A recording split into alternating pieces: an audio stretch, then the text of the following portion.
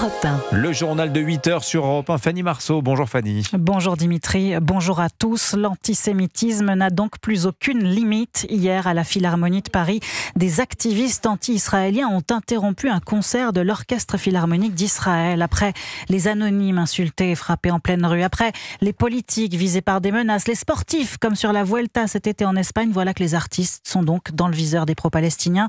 On l'a vu avec le chanteur Amir, dont LFI a demandé l'annulation du concert à Brest, et on l'a vu donc hier soir à Paris. Bonjour Christophe Bordet. Bonjour à tous. Même la musique classique n'adoucit plus les mœurs de ces activistes qui traquent des Israéliens partout. Racontez-nous ce qui s'est passé hier soir. Alors nous sommes en plein concert de l'Orchestre Philharmonique d'Israël. Plus de 5000 spectateurs sont réunis quand tout à coup, plusieurs individus allument des fumigènes, scandent des slogans hostiles à Israël. La musique est alors interrompue, une première, une deuxième, une troisième fois. Stupeur, colère dans la salle, on en vient au mort. Merdeux, salopard. Échange de coups de poing entre les spectateurs et les activistes, une action clairement antisioniste, antisémite, visiblement bien préparée et qui a su déjouer la sécurité, ce qui pose bien évidemment question à quelques jours de la commémoration des attentats de Paris et du Bataclan. Et ce concert, Christophe Bordet, il était déjà depuis plusieurs jours dans le viseur de la CGT Spectacle. Oui, un orchestre philharmonique israélien et son chef Lavachani, clairement visé, presque menacé il y a quelques jours par la CGT Spectacle. Dans un communiqué, le syndicat avait vivement critiqué la tenue de ce concert. La Philharmonie de Paris ne peut accueillir l'orchestre d'Israël sans appeler ou rappeler à son public les accusations gravissimes qui pèsent contre les dirigeants de ce pays après la guerre à Gaza.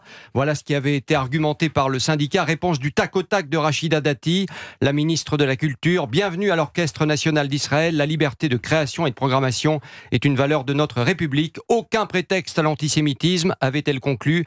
Rien ne peut justifier justement de telles actions, réagit ces dernières heures la direction de la salle de spectacle qui annonce porter plainte. Merci Christophe Bordet. L'autre grand titre ce matin, c'est l'attaque d'Oléron après 2 jours de garde à vue.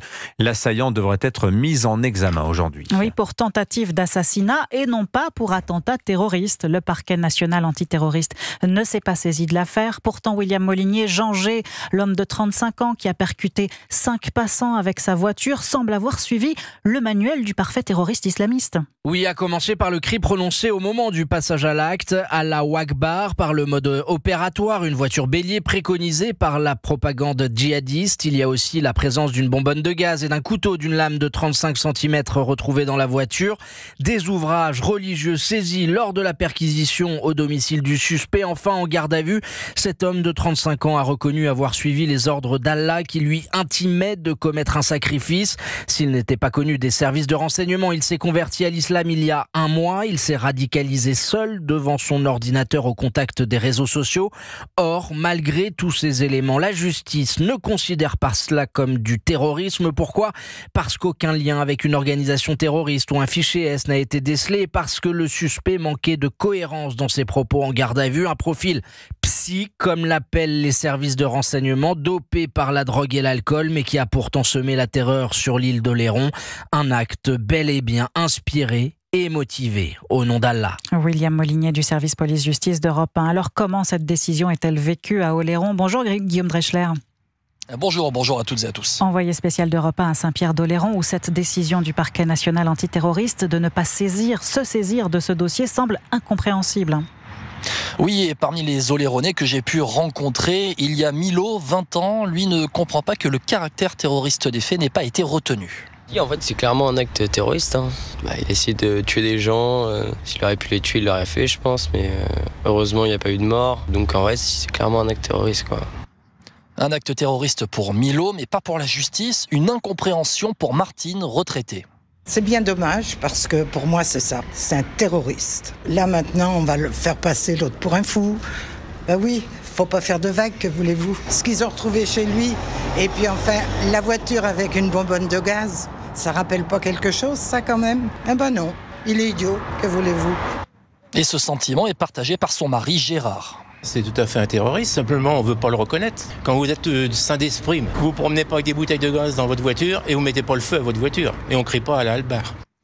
Si la justice n'a retenu que la tentative d'assassinat, les Oléronais rencontrés depuis mercredi ont, eux, bel et bien le sentiment d'avoir vécu un acte terroriste. Merci Guillaume Dreschler en direct de l'île d'Oléron pour Europe 1. L'affaire Elias, une enquête de l'inspection générale de la justice met en lumière une accumulation de défaillances dans l'affaire de l'assassinat de cet adolescent de 14 ans mortellement poignardé pour un téléphone à Paris en janvier dernier.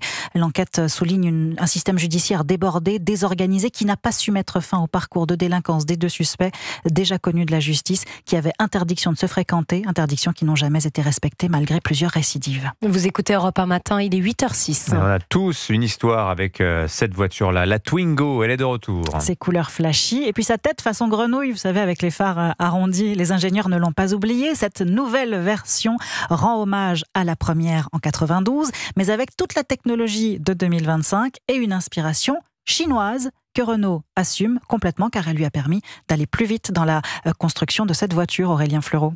ACDC, c'est le nom de l'équipe Renault à Shanghai. Un peu plus de 150 personnes, des Français, mais surtout des ingénieurs chinois pour s'inspirer de leur méthode plus agile, plus rapide. La nouvelle Twingo a été sortie en 21 mois. Il en aurait fallu presque le double sans ce choix inédit et totalement assumé. François Provost, directeur général de Renault. On avait besoin d'apprendre. Nos concurrents chinois ont de l'avance sur nous, notamment dans la vitesse de développement. C'est pour ça que cette Twingo, on l'a développée en grande partie en Chine. Mais maintenant, l'ambition de Renault, c'est de faire au technocentre, chez nous, et avec la même rapidité, la même efficacité, toutes les nouvelles voitures que nous lancerons en Europe. Même s'il faudra faire évoluer l'état d'esprit des ingénieurs, convaincre les syndicats, la graine est semée et va germer, veut croire Vittorio D'Arienzo, responsable monde des véhicules électriques de Renault. La raison d'être de cette façon de développer la voiture, c'est aussi d'apprendre de nouvelles processus. On envisage déjà qu'on peut développer la future Dacia sur la même plateforme en un temps de développement réduit à 16 mois. En fait. C'est tout à fait incroyable. Cette Twingo aura donc été pensée et designée en France. Elle sera produite en Slovénie avec 46% de pièces conçues en Chine. Aurélien Fleureau du service économie d'Europe 1, prévente ouverte et commercialisation au printemps prochain. Et puis ce week-end, l'Accor Arena de Bercy va prendre des airs d'église. Avec le congrès Mission, grand rassemblement catholique, des milliers de fidèles attendus et un invité d'honneur, un reliquaire de Sainte-Thérèse de Lisieux, sorti de son Calvados pour éclairer Paris. Canonisée en 1925, l'aura de Sainte-Thérèse se résume en une phrase: faire de manière extraordinaire des choses tout ordinaire. Europe 1 a pu suivre son trajet de Lisieux à Paris sous bonne escorte. Reportage Cyril de la Morinerie. Sainte Thérèse de l'Enfant Jésus. Après un moment de recueillement, c'est l'heure du grand départ. Une vingtaine de motards allument leur moteur. Ces motards vont escorter jusqu'à Versailles le reliquaire de Sainte-Thérèse qui a été installé dans le coffre d'une camionnette. Un reliquaire qui pèse 100 kg et qui contient une vertèbre de la religieuse. Renault, sur sa grosse cylindrée, est touché par Thérèse de Lisieux. C'est Saint-Colomban, le patron des motards, mais c'est Sainte-Thérèse. Elle dépasse presque tout, c'est une superstar en tout cas.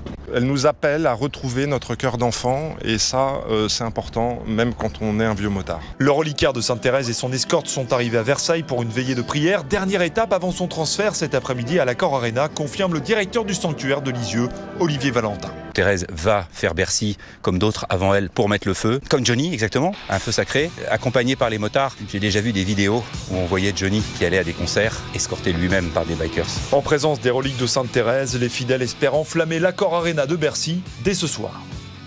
Cyril de la Morinerie. Merci beaucoup Fanny Marceau, c'était votre journal.